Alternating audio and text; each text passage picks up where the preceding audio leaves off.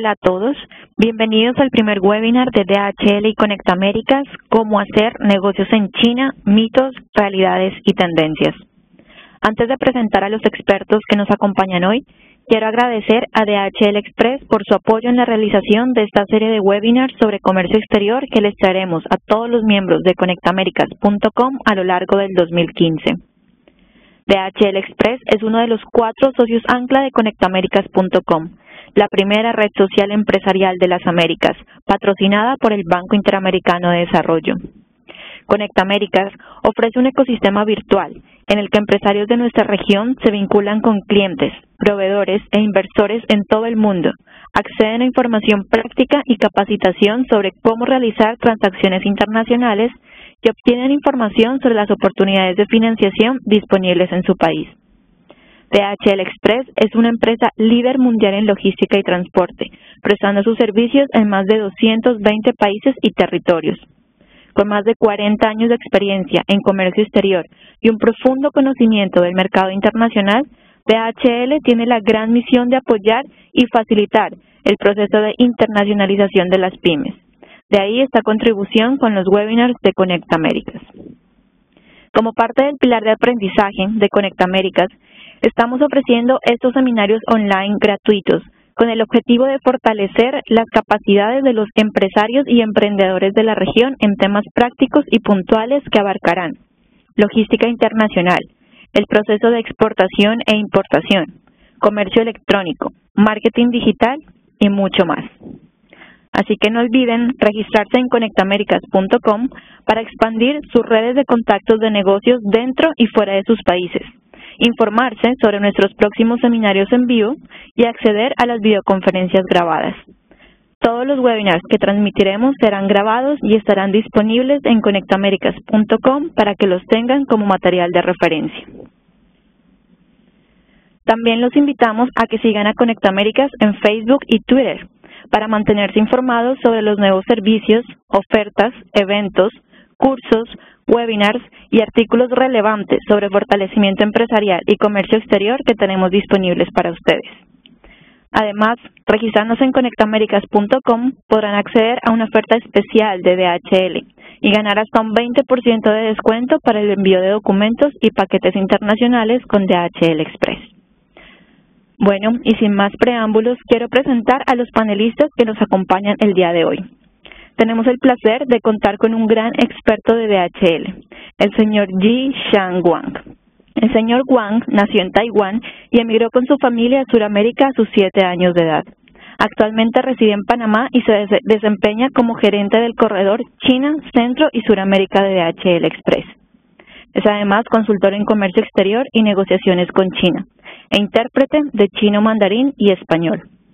Desde su cargo, el señor Wang ha viajado extensamente por América Latina y el Caribe, capacitando a las pymes de la región sobre las características del mercado chino, invitado por cámaras de comercio, universidades y organismos internacionales.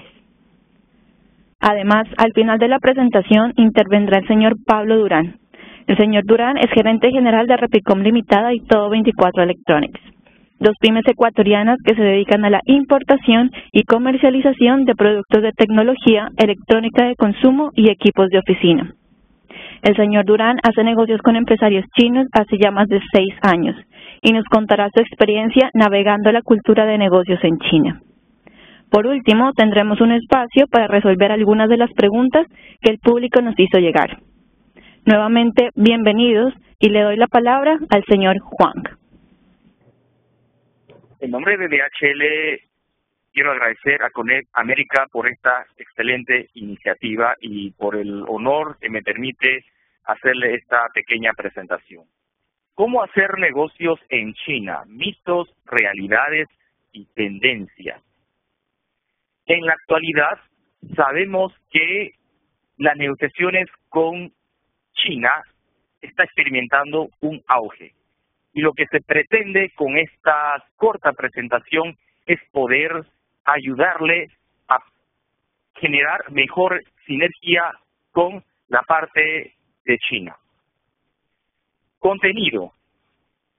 En esta sesión vamos a tocar objetivos de esta presentación, vamos a revisar también los contextos, a entender el contexto de lo que está viviendo el mundo en la actualidad con respecto al fenómeno de China.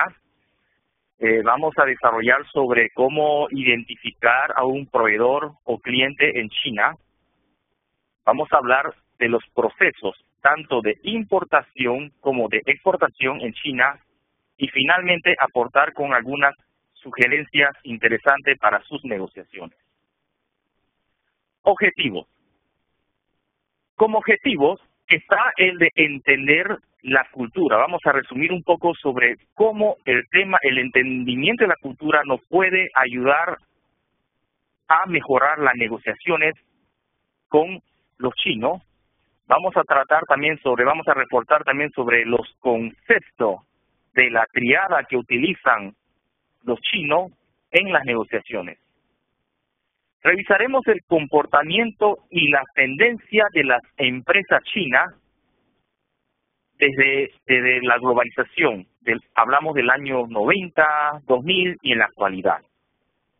Vamos a encontrar elementos de empatía que nos permita mejorar la comunicación con nuestros clientes o proveedores chinos, ya sea en una negociación por Internet o en vivo y directo. Y finalmente, entregar consejo que le pueda ayudar a resolver situaciones, tanto con sus proveedores como con sus clientes. La cultura en China.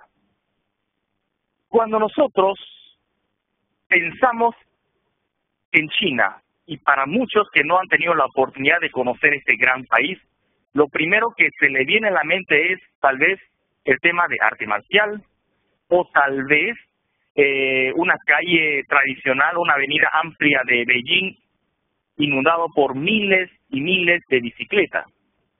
Lo cierto es que esta es solamente una imaginación, ¿no es cierto? Y la realidad es prácticamente otra.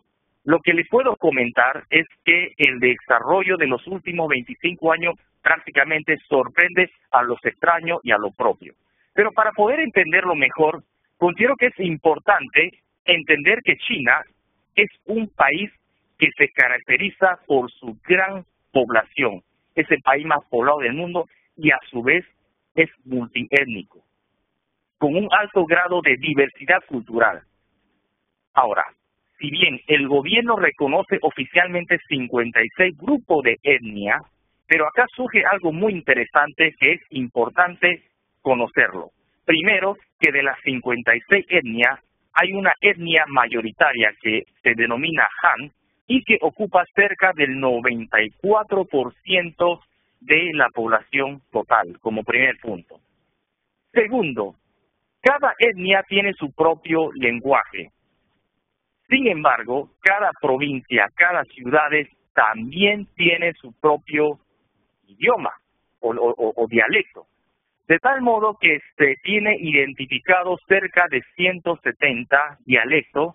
Sin embargo, todo el mundo utiliza el mandarín. El mandarín es el idioma oficial en China.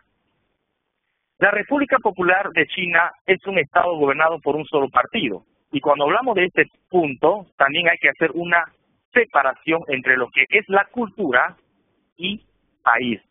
Como cultura, hablamos de una cultura milenaria con más de 5.000 años de historia, pero como país, la República Popular de China fue fundada recién en el año 1949. Y como decía, en la actualidad hay un solo partido, el Partido Comunista China, que gobierna el país.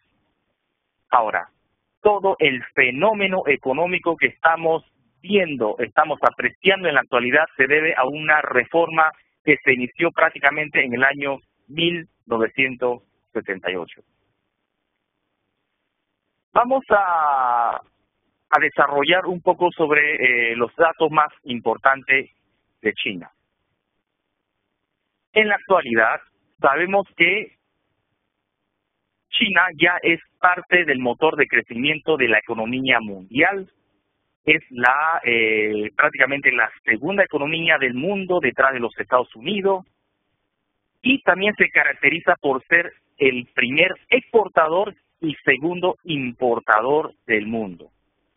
Acá realmente esta cifra rompe una paradigma o una creencia del pasado que decían que los chinos solamente quieren vender.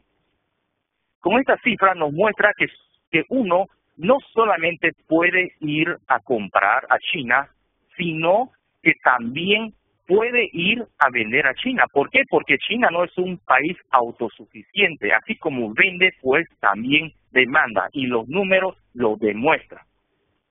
Si nosotros analizamos cuáles son los rubros que está demandando China, podemos ver que cerca del 20% corresponde a alta tecnología, el 13% relacionado a extracción de petróleo y gas, y un 10% a los minerales. Si bien los bienes ofertables de Latinoamérica, o sea, como a países de Latinoamérica no vamos a ir a China a ofrecer, qué sé yo, producto de alta tecnología, pero existe un rubro, por ejemplo, el tema de alimento, el tema de artesanías locales, o algo que no se encuentra en el mercado chino y que le puede, digamos, estos productos interesarles. Si bien esto ocupa un bajo porcentaje con respecto a las importaciones total de China, sin embargo, les puedo asegurar que en términos monetarios representa buenos millones de dólares, lo cual los invito a ustedes a poder explorar también esta posibilidad. Sabemos que es más difícil ir a vender que ir a comprar. Sin embargo, no es imposible. Lo importante acá es el de poder identificar bien la demanda, tener los contactos correctos y finalmente ubicarse en el mercado o nicho de mercado correcto. Para poder entender mejor para poder entender mejor las oportunidades de China, les voy a presentar este mapa. Si nosotros trazamos una línea imaginaria entre el extremo norte y sur, dividimos a la nación en dos partes, donde el 80% de la extensión territorial se encuentra en la parte occidente y el 20% en la parte oriente, es decir, las costas. Resulta que en términos poblacional está al revés. El 80% está en las costas y el 20% o tal vez menos en la parte, llamémosle, interior u oeste. Con el fin de poder manejar el desarrollar el mercado, el gobierno chino diseñó lo que nosotros lo vamos a llamar delta o clúster. Y en cada clúster nosotros podemos identificar rubro o industrias interesantes. Por ejemplo, el primer clúster que se desarrolló fue el de delta del río Yangtze, cuyo epicentro está en la ciudad de Shanghái. Ahí, por ejemplo, podemos encontrar muy fuerte, muy sólida el tema de la banca, el tema de la bienes raíces, también la industria automotriz y miles de industrias manufactureras. Y hay que reconocer que muchas de estas industrias manufactureras corresponden a inversiones extranjeras. Encontramos también el rubro de electrónica, energía, hierro, industria de acero y, como no, vestimenta y rubro textil. Por otro lado tenemos delta del río Amarillo. Está al norte de China. Se llama Amarillo porque cae justo en la desembocadura del río Amarillo, el segundo río más largo de China. Y ahí básicamente lo que encontramos es la industria pesada, también manufacturera, petroquímica. Muy importante el tema de investigación y desarrollo. También la industria automotriz, electrónica, software, incluso industria de la aviación y también servicio de salud. Cuando hablamos de servicio de salud, hablamos de no solamente equipos médicos, sino también farmacéuticos. Y finalmente tenemos el delta de río Perla, al sur de China. Básicamente ahí lo que más encontramos son productos de alta tecnología. Ahora, con el fin de poder desarrollar la parte del interior, China también está incentivando la creación de nuevos clústeres. Y en la actualidad ya mucho está hablando del clúster 4 prácticamente en la ciudad de Chengdu o cerca de la ciudad de Chongqing, donde ya podemos encontrar plantas muy desarrolladas, ofreciendo incluso equipos de alta tecnología. ¿Cuál es la relación comercial entre China y Latinoamérica? Lo que podemos ver en este cuadro es que solamente entre los principales proveedores de los top 10, por decir, solamente podemos encontrar un jugador de Latinoamérica, que es Brasil. La verdad es que pese al auge, pese al continuo crecimiento, todavía la participación de Latinoamérica como aliado de China todavía está, la participación es muy baja. Por lo tanto, considero que realmente Latinoamérica tiene muchas oportunidades para poder desarrollarse. Vamos a hablar un poco sobre el concepto. Primero, para poder hacer negocio en China, es importante entender cómo piensan los chinos. Y acá le voy a presentar tres conceptos. Lo voy a resumir como la triada.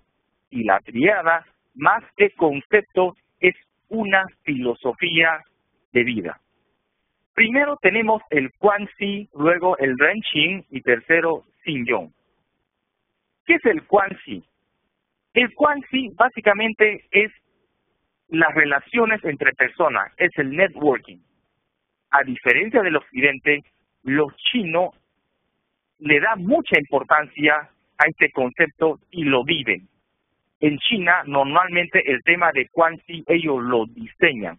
Y el mensaje aquí es que usted que quiere ir a hacer negocio en China o hacer negocio con los chinos, es importante empezar a entender este concepto. Trate de ir más allá de una negociación simple, sino trate de conocer el entorno, qué sé yo, entender con quién se relaciona y viceversa. Así como usted quiere conocer más allá, lo mismo, hágase conocer.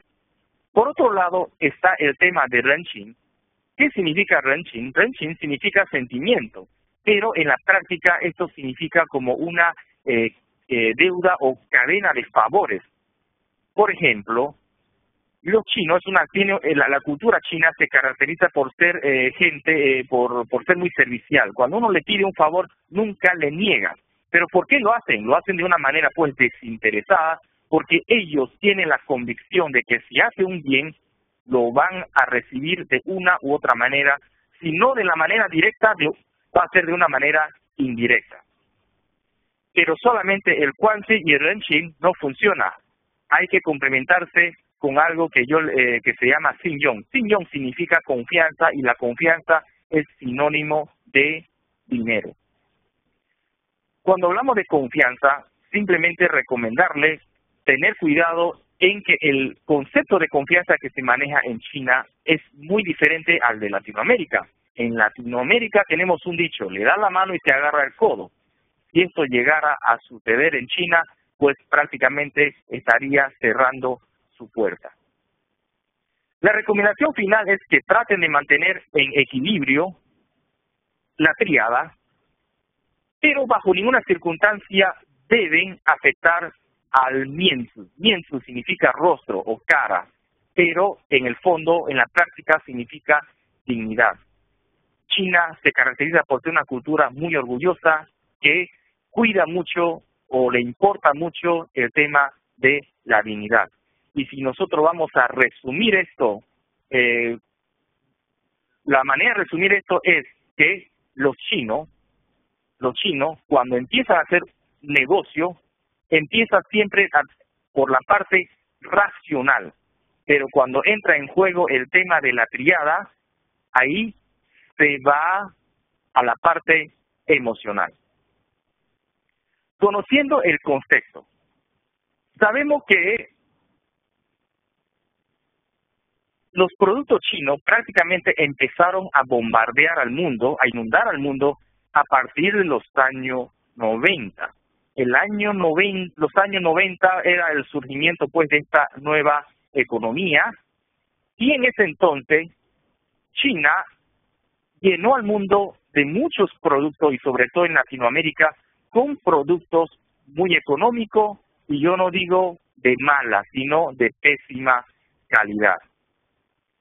Y luego, a partir del nuevo milenio, empieza a cambiar las cosas, y uno de los factores para este cambio es precisamente el ingreso a la OMC. ¿Y por qué marca este cambio? Porque antes del ingreso a la OMC era como, por decir, jugar un partido de fútbol sin un árbitro. Sin embargo, después de eso, ya estaban obligados a someterse a cierta norma o cumplimiento de los requisitos, etcétera, y como que de a poco empezaron a hacer una negociación cada vez más justa. Si bien hoy todavía se vive alguna secuela o consecuencia de la mala práctica de ese entonces, pero sabemos también que en la práctica cada vez es menor. En el nuevo milenio yo lo llamo la fase de maduración. Las empresas que lograron desarrollarse en ese entonces ya tomaron más conciencia, pero aquí de a poco empieza los compradores, es decir, el cliente latinoamericano, a sentir cierta presión. Le pongo un ejemplo. En los años 90, cuando los chinos identificaban a un posible cliente, estaba dispuesto a hacer el todo por ganarlo, es decir, alfombra roja para todo el mundo. Entonces, si el contacto en Latinoamérica, y eso que en ese entonces no había pues internet, se manejaban por fax, y si le pedían alguna muestra, los chinos no solamente le enviaban la muestra, le regaban la muestra, en algunos casos incluso le pagaban hasta los tributos en destino. Sin embargo, en la fase, a partir del año 2000, las cosas empiezan a cambiar. ¿Por qué? Porque como que ya los proveedores en China de a poco empezaron a tener mercados más consolidados. De pronto, cuando un nuevo comprador intenta hacer negocio con China, las empresas nuevamente ya tienen una actitud más selectiva. Si usted le pide la muestra, probablemente ellos le van a decir, perfecto, yo le obsequio la muestra, pero usted me facilita su cuenta de DHL porque tiene que pagarlo el flete, y menos pensar en que le van a cubrir los impuestos en destino. ¿Y qué pasa a partir del año 2010, en la fase de expansión? O sea, de lo que eran selectivos en el año 2000, hoy lo es más aún. Para las empresas que no lograron generar una relación en estos periodos, cada vez es más difícil iniciar una negociación con ellos. ¿Y cómo afecta este cambio al negociador? Afecta mucho porque cada vez los proveedores en China sienten tener el sartén por el mango. Vamos a entender cómo es una negociación en China. La negociación en China prácticamente es un juego de confianza, es un tire y afloje, y aquí vamos a tocar algunos puntos. Primero, tratar de buscar el equilibrio entre lo racional y lo emocional. Y cuando hablamos de lo racional y lo emocional, prácticamente estamos hablando de la conjugación de la tríada. Es importante entender el significado del no. Por un tema cultural, por un tema de cortesía, los chinos nunca te dicen no, más simplemente te dan vuelta en el asunto.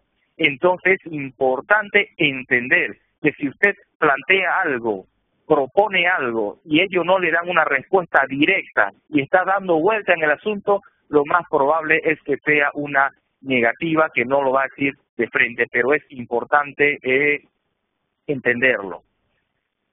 Estructurar la negociación, este punto es crucial. Normalmente los chinos tienen un esquema circular. Por lo tanto, es importante que usted trate de llevar una estructura. ¿A qué me refiero? A que una negociación siempre tiene una introducción, rompo los hielos, desarrollo el tema y llego a los acuerdos. Pero si usted no lo tiene bien estructurado, se corre el riesgo de ser una negociación de nunca acabar cuando no es de interés de parte de los chinos. Ahora, negociando precio y descuento, aquí hay que entender esa parte muy importante. La mejor manera de negociar los precios y descuentos no consiste en ir a China y pedir el mayor descuento posible, pues sabemos que el precio está siempre relacionado a la calidad o a las especificaciones técnicas al cual usted está buscando. Si usted presiona mucho en el tema de precio, lo más probable es que encuentra un producto que no está acorde a la calidad o por lo menos a lo que usted estaba esperando. La mejor forma de poder lograr esto, o sea, es decir, un buen precio y que no afecte la calidad, es atribuir a las presiones externas. ¿Qué significa esto? Yo les puedo poner un ejemplo. ¿Qué pasa si yo voy y le digo al proveedor: mire, señores, en mi mercado yo tengo una competencia, vende productos similares y estos son sus precios y realmente me siento pues afectado? Ese proveedor en China, les aseguro que entiende muy bien la situación porque ellos normalmente saben quiénes son sus competidores también en el mercado, le va a entender y va a ver que esto, si a usted le va mal, puede afectar el valor futuro de las relaciones. O sea, a usted le va mal, entonces de pronto va a empezar a bajar la demanda, etcétera, y solamente, digamos, si ellos toman conciencia de esto, puede de que haga un esfuerzo sin sacrificar el tema de la calidad.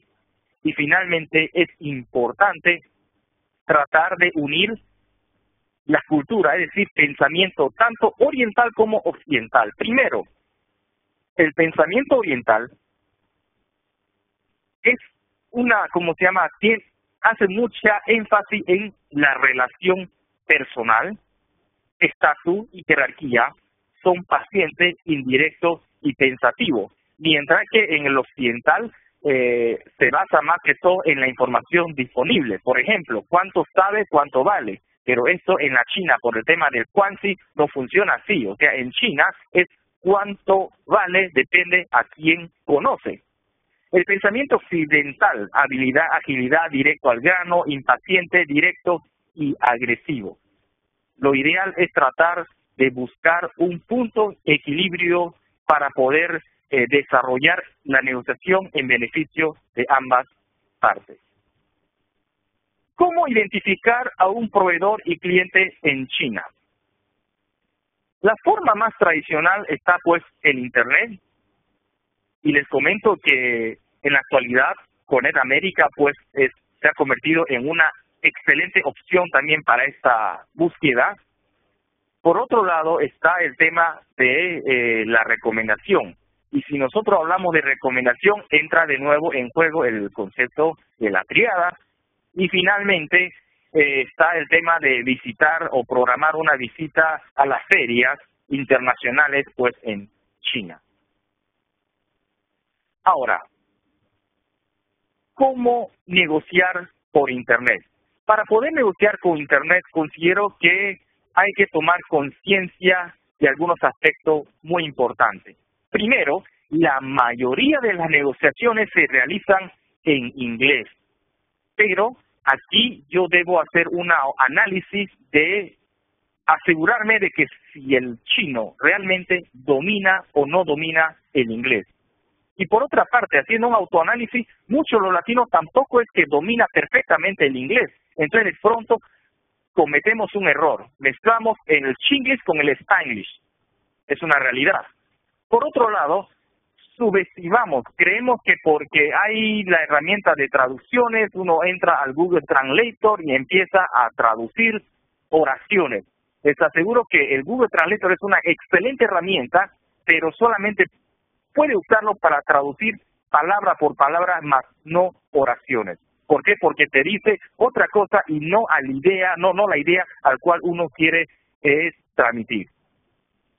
Recuerde, por ejemplo, que los adornos lingüísticos no funcionan en China. Por lo tanto, la respuesta tiene que ser directo, al pan, pan y al vino, vino. Y aquí les muestro algunos ejemplos de lo que puede llegar a suceder si es que usted hace una traducción mediante un software o mediante un traductor electrónico. El primer ejemplo, el primer cuadro en chino dice, cuidado, pare firme, no corra. Sin embargo, la traducción en inglés sale como keep your leg no running, lo cual no significa nada. El segundo corresponde a un baño para inválido, pero la traducción en inglés no tiene nada que ver. El tercero se refiere a un bebedero de agua y el cuarto es un lugar para cargar celulares, pero ahí sale como celular electrizado. Y finalmente esta foto lo tomé yo personalmente, es dentro de un hotel lujoso de 5 estrellas en China, y se trata de un tramo en pendiente con curvas, y en chino dice tramo peligroso, no se detenga.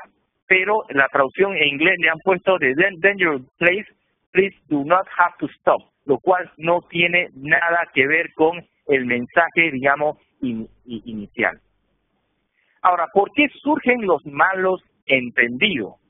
Los malos entendidos surgen básicamente por la característica del idioma. Hay que entender de que son dos idiomas completamente diferentes. En el español, por ejemplo, está compuesto por consonantes y vocales, y nosotros a través de consonantes y vocales vamos formando palabras. Mientras que en China, cada palabra está representado por un carácter. Y aquí les muestro algunos ejemplos de la formación de los caracteres desde lo jeroglífico o inscrito en hueso desde hace más de 5.000 años y cómo evolucionaron hasta formarse en la escritura de hoy en día. Y si vemos cómo han evolucionado prácticamente desde la columna 4 ya tiene cerca de 3.000 años de historia. ¿Y qué representa esto? El primero es persona, el segundo es mujer, tercero es oreja, luego caballo, puede ver ahí el dibujito del caballo, luego pescado, montaña, sol, luna, lluvia y nube. Otro punto importante es entender la realidad de las empresas pymes en China. Para empezar, las empresas pymes en China, los contactos normalmente es muy común el tema del cambio de trabajo. Y ahora que estamos en la fiebre del Año Nuevo chino, que el inicio del año de cabra de madera, les aseguro que cuando termine la fiesta, muchos no regresan a trabajar a su puesto, y ahí va a haber una demanda laboral impresionante. Ahora, ¿por qué cambian de trabajo los chinos? Si nosotros hacemos una encuesta en Latinoamérica, podemos encontrar pues personas que trabajan pues 5, 10, 15, hasta 20 años en una compañía, pero en China, si uno trabaja más de 5 años, pues ya eso es una vida. Hay mucho cambio de trabajo. Ahora, entender por qué cambian de trabajo. Cambian de trabajo por dos razones. Uno, porque cada vez tratan de buscar mejores condiciones, y dos, también porque hay una fuerza o hay una presión muy fuerte de parte de las empresas en buscar la excelencia. Entonces tratan de renovar siempre todo el tiempo. Entonces son de ambas partes, tanto de parte del empleador como de los empleados. Como nadie se siente seguro o muchos no se sienten seguros, entonces automáticamente activan algo de lo que yo llamo la autoprotección del puesto. ¿Y cómo se manifiesta esto? Esto se manifiesta de la siguiente manera. Si usted hace un contacto con una empresa en China y ahí lo atiende, por decir, Juan Pérez, ese Juan Pérez inicialmente le puede escribir en un correo corporativo. Le pongo un ejemplo, chiang.wang@dhl.com. Pero luego de un par de negociaciones, probablemente le va a empezar a escribir por el mismo correo, pero ya no de DHL o ya no corporativo, sino que va a decir, qué sé yo, QQ, Hotmail, Yahoo, Gmail, etcétera, etcétera, etcétera. Entonces, muchas veces, cuando esto le pasa, usted se sorprende, wow, ¿qué ha pasado? Por otro lado, esto también puede darse de que si justo usted está tratando con su contacto y no se está dando cuenta de que algo está pasando, y por ahí ya es su último día o su última semana, entonces encuentra una oportunidad y puede que se vea tentado económicamente y le haga una jugada, le pide una transacción y resulta que luego desapareció. Y finalmente el tema de las interpretaciones creativas, esto se refiere a que culturalmente, como hemos dicho, usted cuando da una instrucción tiene que ser lo más específico posible. No tiene que poner 1 más 1 espacio 3. Tiene que decir 1 más 1 es 2 y punto. No hay vuelta que darle. Y vuelvo a repetir, al pan pan y al vino vino. Porque de lo contrario le puede interpretar a su manera y esa interpretación muchas veces ellos dicen con esta solución voy a hacerle un favor. Más nada, o sea, en vez de ayudarlo, lo puede perjudicar. Y finalmente el tema de apagar incendios, ¿qué significa esto? Que culturalmente ellos tienden a ser más reactivos que proactivos. Y el mensaje aquí para ustedes es que el control de su negocio lo tiene que tener ustedes. No delegue esta gran responsabilidad a su parte en China. Ahora, cuando usted genera cierta confianza con su proveedor por Internet, lo más probable es que en algún momento lo invite a visitarlo. Siempre sucede esto. Y si es que esto sucede, yo les invito a tomarlo en cuenta. Gastar unos miles de dólares para hacer un viaje a China puede ser la mejor inversión de su negocio.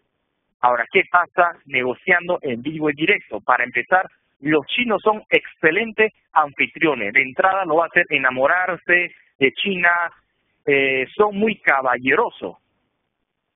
Pero recuerde que dama primero pues no existe, a menos que sea pues la jefa, por el tema de la jerarquía.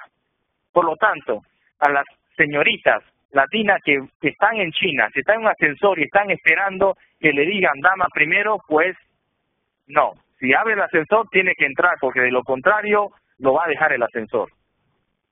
Traten de ser puntuales. Esto es muy importante. ¿Por qué? Porque una manera de calificar la impuntualidad es el tema de confianza. O sea, los chinos cuando califican a alguien de impuntual dicen no es confiable. Entonces esto puede generar a malas interpretaciones. Si yo estoy diciendo que tal persona no es confiable solo porque es impuntual, pues creo que no vale la pena. El darse la mano es normal, pero no el abrazo. Y recuerden que aplican un protocolo a la hora de entregar sus tarjetas personales. Básicamente es lo que usted tiene que entregarlo en 2 manos, de manera que la persona que lo recibe lo pueda leer inmediatamente. Y con una ligera inclinación en la cabeza, no una inclinación exagerada. Ahora, dos cosas que no debe hacer tras recibir una tarjeta. Guardarlo de inmediato. O sea, no se hace. Y peor, no se guarda en el bolsillo del pantalón, o sea, inmediatamente. No, eso puede ser como una ofensa. Ahora, ir a almorzar o cenar es lo más típico. Y para esto, pues, yo creo que no hay nadie que le gane a los chinos. Los chinos realmente, como dicen, trabajan como los chinos, pero también comen como los chinos.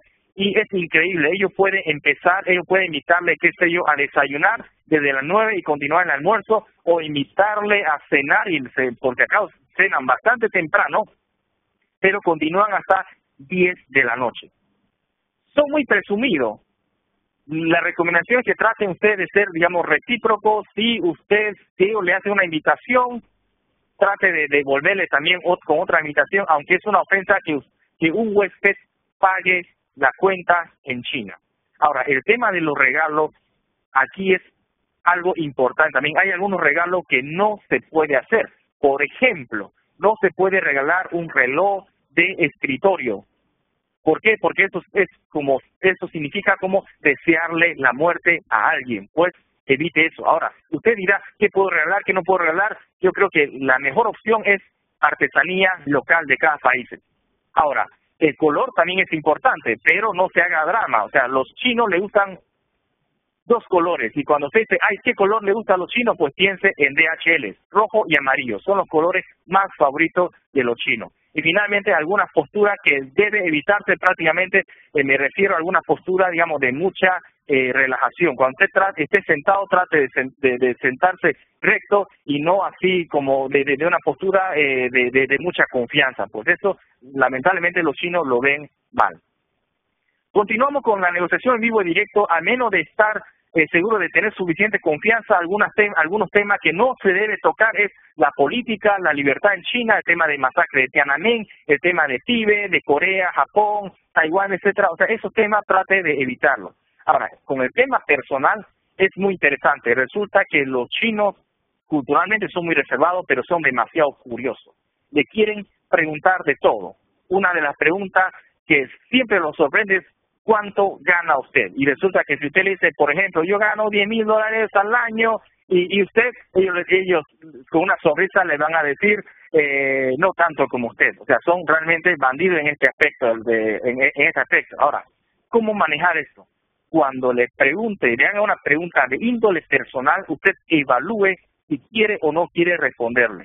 Si quiere responderle, tiene que tratar de hacer inmediatamente el clic de usted. Por un ejemplo, ¿es usted casado? Sí, y usted inmediatamente. ¿Por qué? Porque si no hace clic, probablemente perdió la oportunidad de poder hacerle esa pregunta. Ahora, recomendaciones para fase de desarrollo y cierre. Hay que entender, muy importante, los chinos no suelen mentir, pero esto no quiere decir que le diga siempre toda la verdad. Es muy importante adelantarse a los hechos que a recibir sorpresa. Recuerden, tanto en proceso de importación y exportación existen dos regímenes, me refiero al formal y al simplificado. Sin embargo, hay productos que por su naturaleza se debe hacer clareo formal sin importar el valor o el peso. Por ejemplo, el tema de medicina o alimento. Les recomiendo que especifiquen muy bien el tema del Incoterm. Trate de especificar si su compra va a ser en términos Export, en FOB, en STIF, etcétera. Y finalmente, si usted tuviera alguna duda, puede visitar a la página www.mydhl.dhl.com o consultar con cualquier especialista de DHL de su país. Los procesos de import y export en China. Resulta que en China existe dos entidades con el mismo nivel de importancia. Primero tenemos la aduana y tenemos otra entidad que se llama CIQ, que significa Consejo de Intracuarentena, Consejo China de Intracuarentena.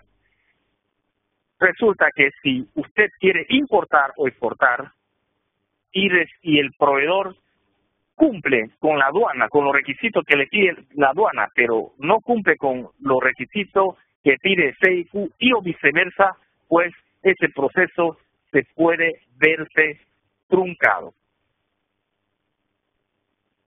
Ahora, en resumen, ¿qué es lo que pide la aduana? Pues la aduana pide la factura comercial. ¿Y qué es lo que pide CIQ? CIQ lo que pide básicamente se refiere a alguna certificación. Por ejemplo, el tema de fitosanitario, el tema de zoosanitario o incluso algunos certificados relacionados a norma de calidad de los productos. Ahora, en esta parte les voy a compartir los documentos más comunes que se piden y también hacer énfasis lo siguiente. ¿Cómo entender los dos regímenes en China? Los dos regímenes en China está dado por el valor y el peso. El valor estamos hablando de 5,000 renminbi, tanto para import como para export. Y este 5,000 renminbi es aproximadamente $800 y por el tema de peso está dado por 100 kilos. Es decir, si yo voy a traer algo de China que cueste menos de $800 y menos de 100 kilos, esto pues sale bajo el régimen simplificado.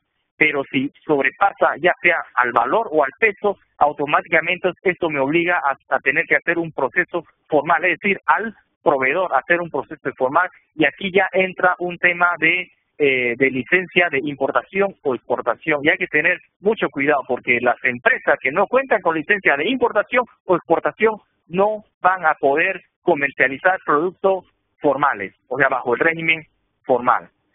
Cuando usted manda algunos productos de Latinoamérica hacia China, China tiene una forma muy particular de hacer los clareos. Aquí básicamente tenemos primero dos regímenes, el simplificado y el formal, como le decía anteriormente, pero si su producto es régimen simplificado y resulta que el impuesto, es decir, el gravamen, termina siendo menos de 7.9 u 8 dólares, el gobierno o la aduana lo libera sin el pago.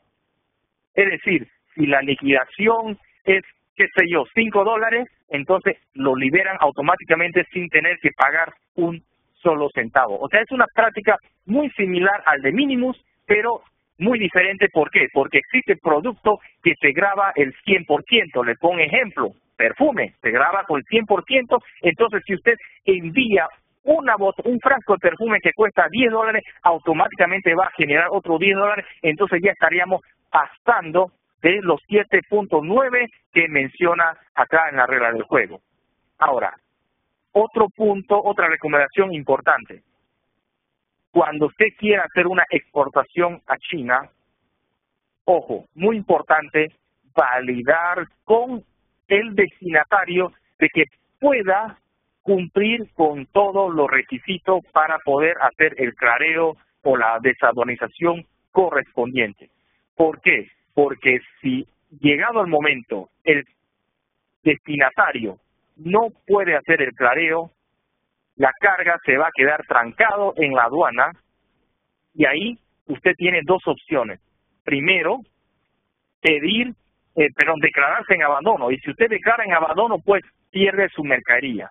Pero si usted pide el retorno de esa mercadería, recuerde que ese proceso es tan moroso que en el mejor de los casos puede demorar entre 3 a 4 semanas de trámite. Sugerencias finales. Ya vimos en el slide anterior que China es grande. Es importante conocer el origen y destino, ya sea del proveedor o cliente. Recuerden que si bien hay una ley, rige una ley para todas, pero la ley es genérica y las interpretaciones pueden diferir por regiones. Es decir, el mismo producto, los procesos en el norte, en el centro o en el sur puede diferirse.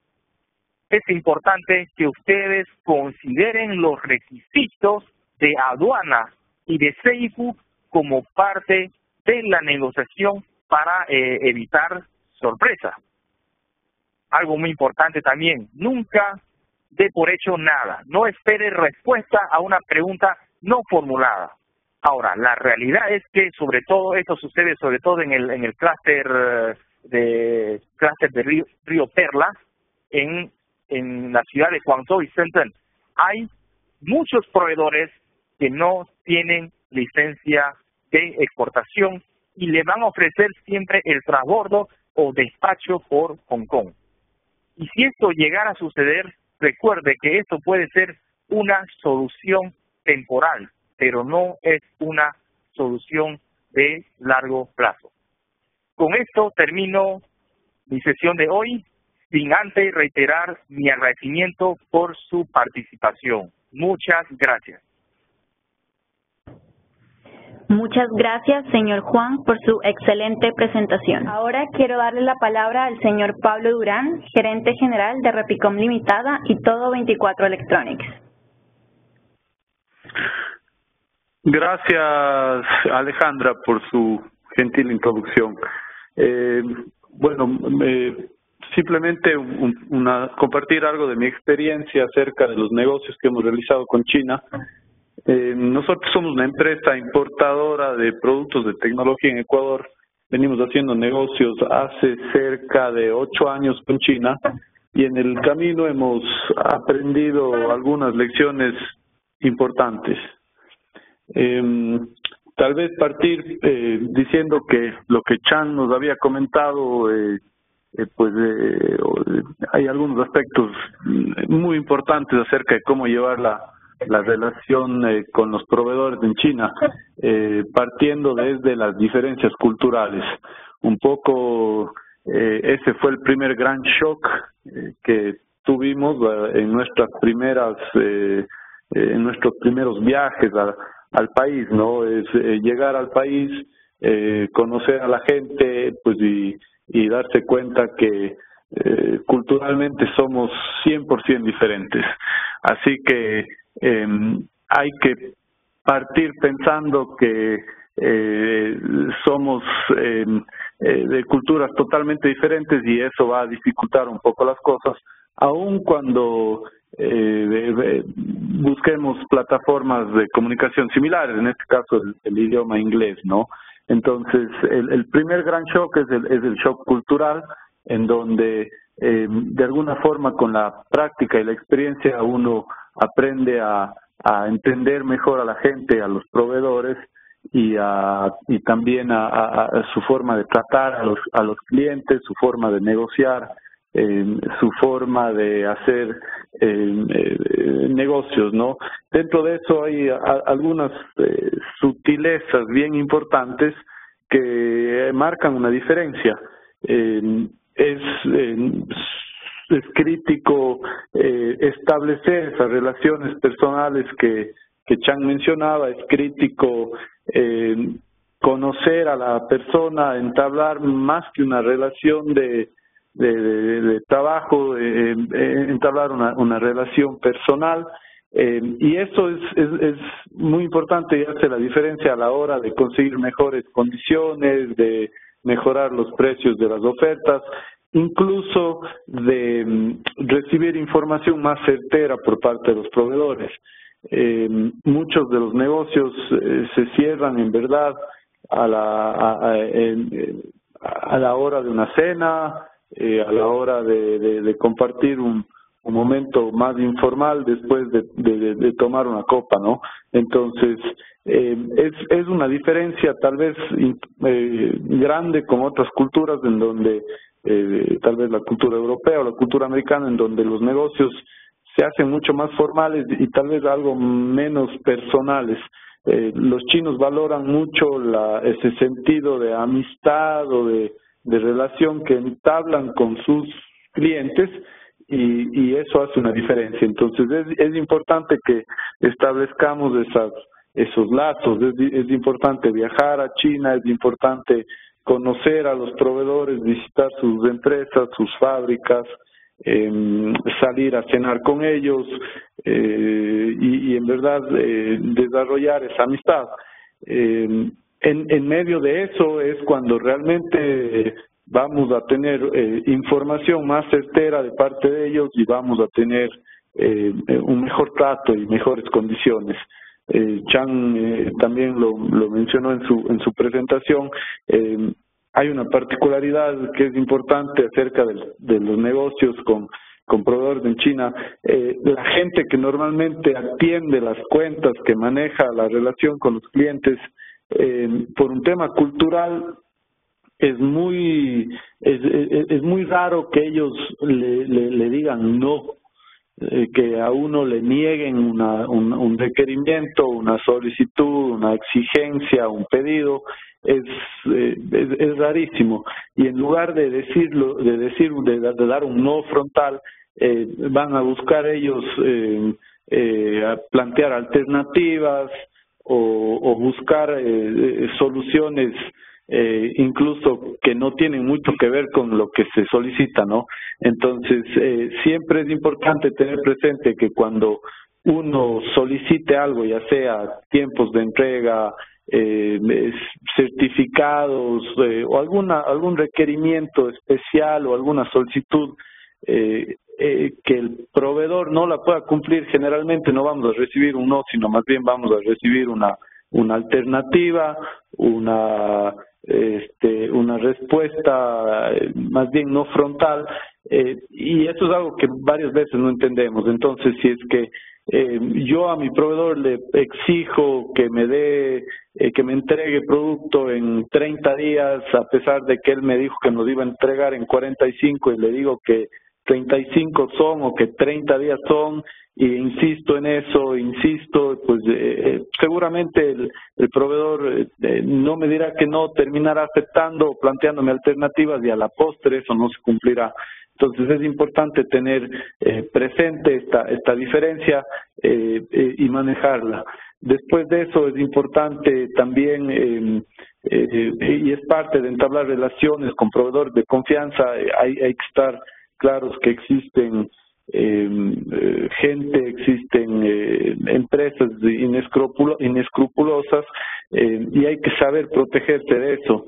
Los negocios en China generalmente se realizan anticipando el dinero de la compra, y eso muchas veces puede dar pie a que existan problemas en términos del cumplimiento, que pueden ser problemas sencillos, digamos, o no tan graves como retrasos en los despachos, pero después pueden existir problemas más graves, como que se despachen productos diferentes a los ordenados, o que definitivamente despachen basura o piedras, o simplemente no despachen nada.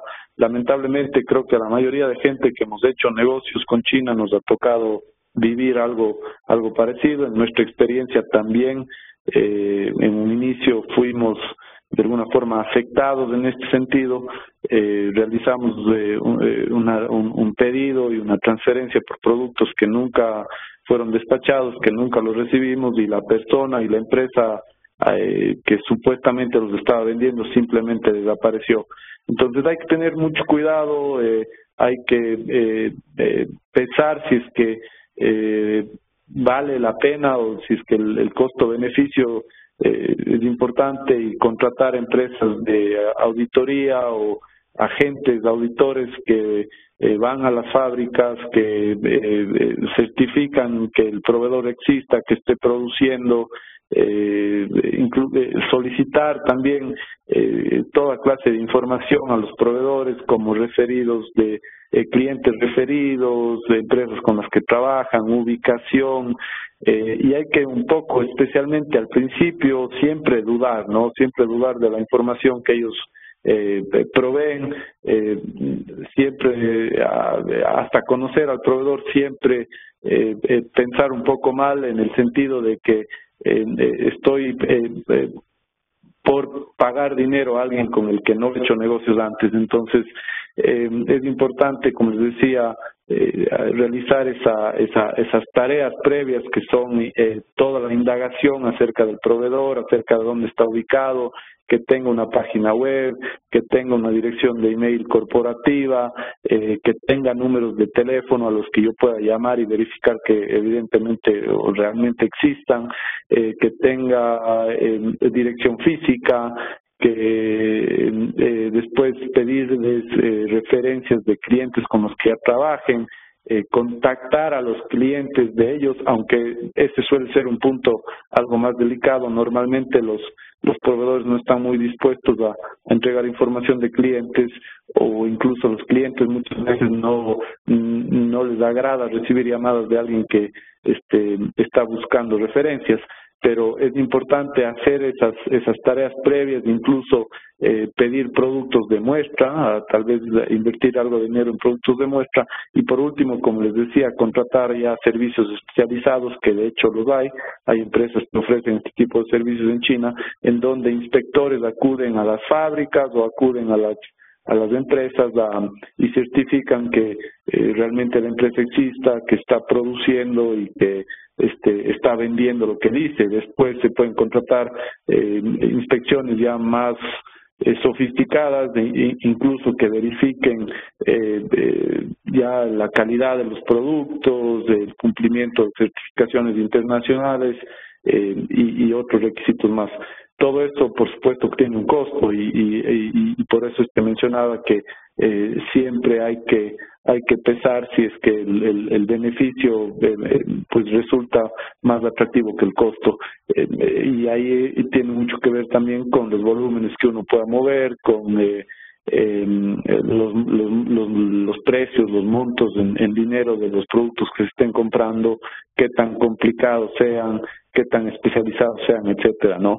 Pero muchas veces tiene sentido y vale hacer esa inversión o gastar ese dinero, pues en asegurarse que no vayamos a ser afectados en esta forma.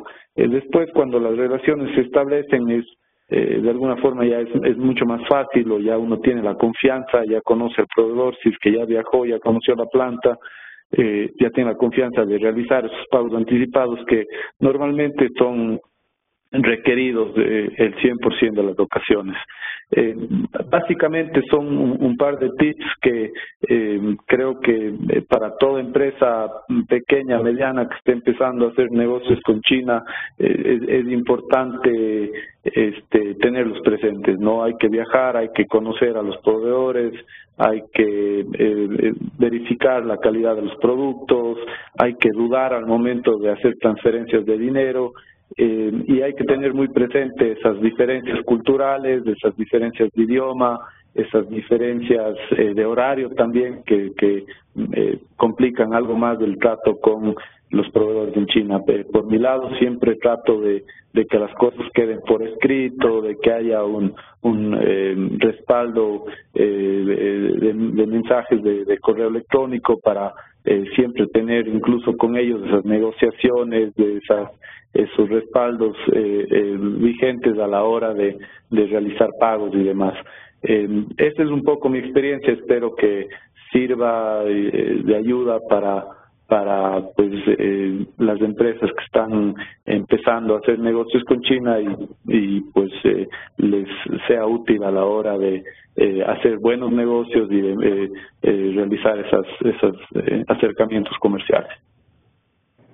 Muchísimas gracias, Pablo, por compartir con nosotros su experiencia haciendo negocios en China. Estoy segura que ha sido muy valiosa para las pymes y emprendedores que nos acompañan hoy. Ahora quiero que el señor Huang nos ayude a responder un par de preguntas que nuestro público nos envió a través de la sección comentarios de la transmisión en vivo por YouTube. Por ejemplo, la primera pregunta la envió Diana Legarda, está dirigida al señor Huang y dice: ¿cuál es el medio de pago más usado para hacer negocios con China? Bueno, existen varias modalidades, pero inicialmente para pymes el medio de pago más común es el TT, que significa Telegraph Transfer. La carta de crédito puede ser una opción, sin embargo, esto se usa cuando ya ha generado una confianza o para sumas mayores, pero inicialmente para los pymes lo que más recomiendan o más solicitan es el TT. Ok, perfecto. Ahora el señor Joaquín Realpe pregunta: mi proveedor siempre me pide pago adelantado y me da miedo que me estafen. ¿Hay algo que pueda hacer al respecto? El tema de los riesgos siempre va a estar. Y yo digo, gracias a Dios, en mi recorrido por Latinoamérica he escuchado más historia de éxito que historia pues de terror. Gracias a Dios, digo. Pero como les decía, siempre está. Lo único que le puedo recomendar acá primero es trate de trabajar muy bien con el tema de la triada. O sea, trate de conocer bien a su proveedor, conocer también a los clientes de sus proveedores, trate de explorar eso. Ahora, el tema de que si le pide pues el pago anticipado, para empezar, aquí hay una norma muy contra el de 30-30-40, por ejemplo, esto lo puede definir. ¿Qué significa? Que primero yo pago 30 contra pedido, 30 contra despacho y 40 contra entrega.